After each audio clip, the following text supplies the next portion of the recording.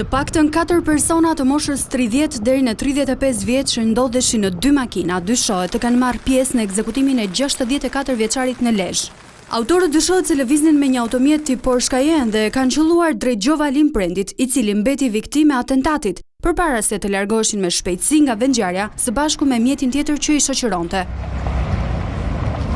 Prendi ndodhej në lokal së bashku me një person tjetër, i cili fatmirësisht nuk është prekur nga plumbat. Të dy mjetet janë afruar nga hyrja kryesore e lokalit dhe është hapur zjarr në drejtim të tavolinës ku qëndronte 64 vjeçari.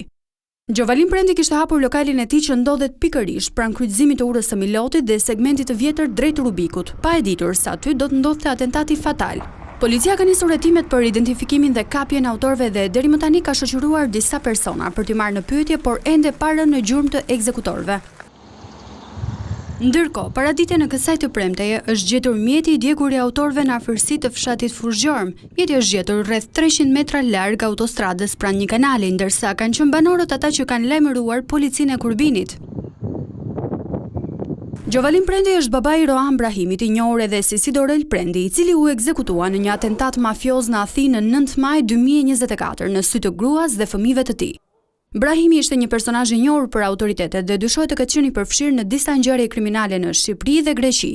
Ai njihej si rivali mbretit të lojrave të fatit Ervis Martinaj, i cili rezulton i zhdukur. Madje Rohan Brahimi është përfolur si i përfshirë edhe për vrasjen e Brillant Martinaj.